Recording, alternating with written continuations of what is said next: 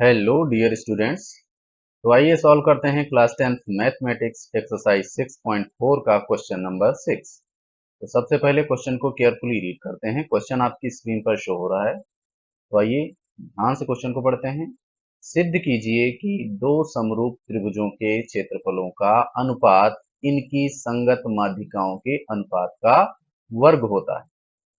Prove that the ratio of the areas of two similar triangles is equal to the square of the ratio of their corresponding medians। तो question में पूछा जा रहा है कि यदि दो समरूप त्रिभुज यानी दो सिमिलर ट्राइंगल्स हों और उनके जो एरियाज का रेशियो है, उनके क्षेत्रफलों का जो अनुपात है, वो उनकी माध्यिकाओं के अनुपात के वर्ग के बराबर होता है। क्योंकि हम लोग थ्योरम 6.6 में ये चीज सीख चुके हैं कि अगर आपने थ्योरम 6.6 नहीं देखा है तो चैनल की प्लेलिस्ट में विजिट करके वहां पर आपको ये थ्योरम मिल जाएगी। आप इसको अच्छी तरीके से समझ लें ताकि ये क्वेश्चन भी आपको बहुत अच्छी तरीके से समझ में आए। तो आइए बढ़ते हैं आगे। तो इस प्रश्न में क्या पूछा गया है कि दो समरूप त्रिभुज हैं, उनके क्षेत्रफलों का अनुपात उनकी संगत माध्यिकाओं के अनुपात के वर्ग के बराबर होता है। ये पूछा जा रहा है इसमें।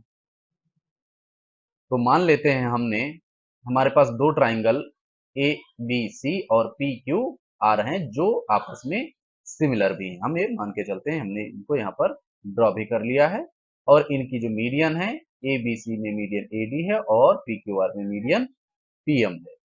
तो माना त्रिभुज A B C similar to triangle P Q R. तो यहां पर हमने दो त्रिभुज माने हैं और उनको हमने सिमिलर माना है। अब इसमें हमें शो क्या करना है? हमें शो करना है कि इन ट्राइंगल एबीसी का एरिया और ट्राइंगल पी क्यू आर के एरिया का रेशियो इनकी माध्यिकाओं के रेशियो के स्क्वायर के बराबर है। ये हमको शो करना है। तो सबसे पहले इसमें लिख लेते हैं हमको क्या दिया गया है। हमें दिया गया है यानी कि गिवन, हमें इसमें दिया गया, क्या दिया गया है कि triangle A B C similar to triangle P Q R, ये चीज दिया गया है।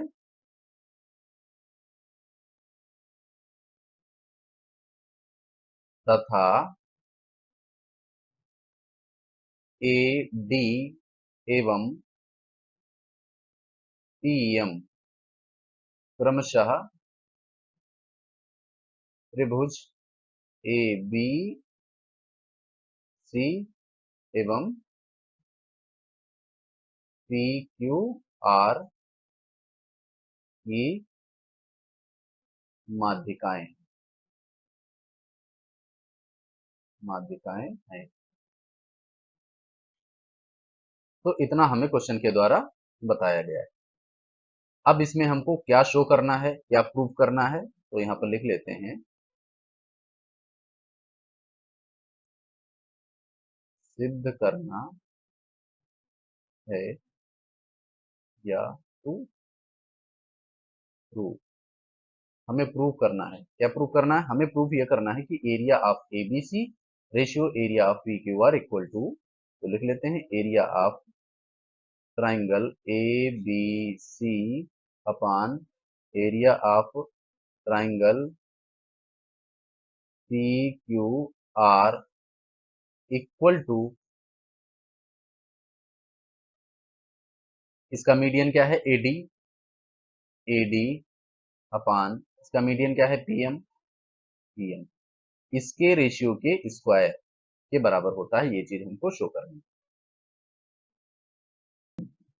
तो आइए इसको प्रूव करते हैं।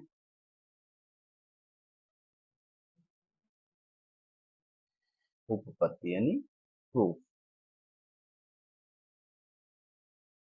सबसे पहले क्या लिखते हैं in triangle ABD and triangle PQR, यानी कि ट्राइंगल ABD ध्यान से समझेंगे, ये वाला ट्राइंगल है छोटा वाला, और ट्राइंगल PQM, इस वाले में भी PQM, ये छोटा वाला ट्राइंगल। तो लिखेंगे त्रिभुज ABD और ट्राइंगल PQM में। अब इन दोनों ट्राइंगल में अगर हम ऑब्जर्व करें तो हमें क्या शो हो रहा है, हमें शो हो रहा है कि ये angle B and angle Q आपस में बराबर होंगे। तो इसको लिखते हैं angle B equal to angle Q, क्या होंगे, बराबर होंगे। क्यों बराबर होंगे, क्योंकि हम जानते हैं कि ट्राइंगल ABC और ट्राइंगल PQR आपस में सिमिलर हैं, तो उनके करस्पॉन्डिंग एंगल भी बराबर होंगे। तो यहां पर आप लिख सकते हो रीजन में, चूंकि triangle ABC similar to triangle PQR। अब चूंकि ये दोनों ट्राइंगल ABC और ट्राइंगल PQR आपस में सिमिलर हैं, हमें दिया गया है, इसलिए इनकी करस्पॉन्डिंग साइड्स भी इक्वल होंगी। तो ये भी यहां पर हम नोट डाउन कर लेंगे, AB अपान AB की corresponding PQ equal to BC की corresponding QR, BC upon QR। तो ये क्यों बराबर हुआ, यहां भी हम रीजन में क्या लिख सकते हैं, चूंकि triangle ABC similar to triangle PQR, इसलिए ऐसा हुआ। अब नेक्स्ट रो में हम क्या लिखेंगे, AB upon PQ equal to, इसको हम लिखते हैं 1/2 BC अपान 1/2 QR। ऐसा हमने क्यों लिखा, किस आधार पे लिखा, इसको समझते हैं। तो हम देख पा रहे हैं कि AD हमारी क्या है, मीडियन है इस ट्राइंगल का, तो वो क्या करेगी, वो करेगी BC को दो इक्वल पार्ट्स में डिवाइड कर देगी। इसी तरीके से PM PQR में मीडियन है, तो ये QR को दो इक्वल पार्ट्स में डिवाइड कर देगी। तो इसीलिए हमने इसको हाफ ऑफ BC लिखा है। हाफ ऑफ BC लिखिए आप, चाहे 2BC लिखिए, कुछ भी लिखिए, इसके रेशियो पे कोई फर्क नहीं पड़ने वाला है, इसलिए आप इसे कुछ भी लिख सकते हैं। तो हमने अपनी आवश्यकता के हिसाब से इसको 1/2 BC और 1/2 QR लिखा है। अब आगे इसको हम यहां पर लिखते हैं, तो आगे लिखेंगे AB upon PQ equal to, अब हाफ ऑफ BC को हम क्या लिखेंगे, हाफ ऑफ BC को हम BD लिख सकते हैं, क्योंकि AD हमारी मीडियन है, तो D क्या हुआ, इस BC का मिड पॉइंट हुआ, और BD हमारी हाफ ऑफ BC के बराबर होगी। तो इसलिए हम हाफ ऑफ BC की जगह पर क्या लिख देंगे, BD, और हाफ ऑफ QR की जगह पर इसी तरीके से हम लिख सकते हैं QM। तो यहां पर रीजन में हम क्या लिख देंगे, D और M क्रमशः BC और QR, BC और QR के मध्य बिंदु हैं। तो ये चीज हमने यहां पर रीजन में लिख दिया, ताकि हम समझ सकें कि हमने इसकी जगह पर BD क्यों लिखा, इसकी जगह पर QM क्यों लिखा। तो इस तरीके से हमें ट्राइंगल ABD और ट्राइंगल PQM में क्या क्या प्राप्त हो गया, हमें प्राप्त हो गया कि angle B equal to angle Q है, एंगल B और Q बराबर हैं, और इनकी देखा जाए तो दो करेस्पॉन्डिंग साइड्स, यानी कि AB PQ और BD और QM आपस में इनका रेशियो भी बराबर हो गया। तो जब इतनी कंडीशन हमको प्राप्त हो गई, तो हम कह सकते हैं कि ये दोनों ट्राइंगल आपस में सिमिलर हैं, यानी कि ट्राइंगल ABD और ट्राइंगल PQM आपस में सिमिलर होंगे, क्योंकि यहां पर AB और PQ का रेशियो, BD और QM का रेशियो इक्वल है, और इनके बीच का जो ये एंगल है वो हमारा बराबर है। इसलिए हम लिख देंगे कि इसलिए ट्राइंगल ए बी, इसलिए हम लिख देंगे triangle A B D similar to triangle P Q M. Reason क्या रहेगा? रीजन रहेगा हमारा एस ए एस, यानी कि यहां पर हमने दो साइड्स का रेशियो इक्वल किया है और उसके बीच का एंगल बराबर किया है। तो इस आधार पर हमने इन दोनों को सिमिलर प्रूव कर दिया। और जब ये दोनों सिमिलर हो गए तो हम क्या लिख सकते हैं कि A B upon P Q और ए डी अपान पी, यानी इनकी सभी साइड्स का जो करस्पॉन्डिंग साइड्स का रेशियो वो भी इक्वल हो जाएगा। तो यहाँ पर हमें जो जरूरत है उसको लिख लेते हैं, A B upon P Q का रेशियो किसके बराबर होगा? A D upon P M के। A D upon P M के बराबर होगा। ये हमारी बन गई इक्वेशन नंबर 1। अब इस पेज में हमारे पास स्पेस नहीं है, इसलिए वीडियो को पॉज करके जितना सोल्यूशन अभी तक किया गया है इसको आप अपनी नोटबुक में लिख लें और हम चलते हैं क्वेश्चन को आगे सॉल्व करने के लिए नेक्स्ट पेज पर। अब क्या करेंगे हम? अब ट्राइंगल ए बी सी और पी क्यू आर में बात करते हैं सीधे।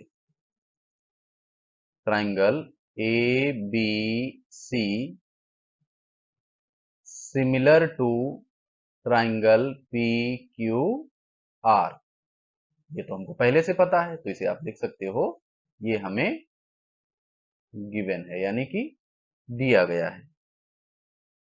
अब जब ये चीज हमें दी गई है और हमको मालूम है कि दोनों सिमिलर हैं तो हम क्या लिख सकते हैं? Area of triangle A B C ratio area of triangle P Q R equal to किसके इक्वल होगा? इनके करस्पॉन्डिंग साइड्स के रेशियो के इक्वल होगा। तो हम यहां पर लेते हैं A B ratio P Q, A B ratio P Q इसके स्क्वायर के बराबर होता है, ये हम थ्योरम के द्वारा जानते हैं।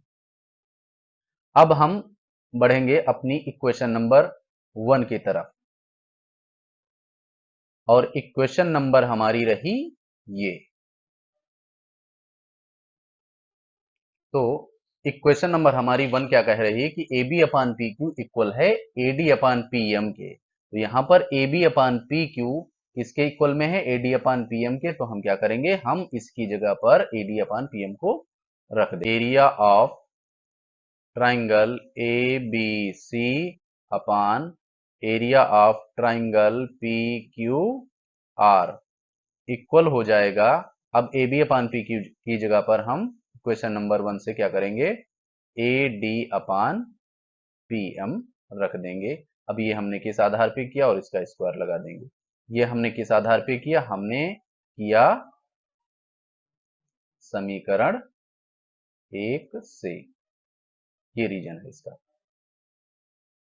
तो इस तरीके से हमने ये प्रूव कर लिया कि area of A B C ratio area of P Q R उनके करस्पॉन्डिंग मीडियन के रेशियो के स्क्वायर के बराबर है। यही हमको प्रूव करना था और यहां पर हमने वो चीज प्रूव कर ली है। तो आप देख सकते हैं ये हो गया आपका प्रूव्ड।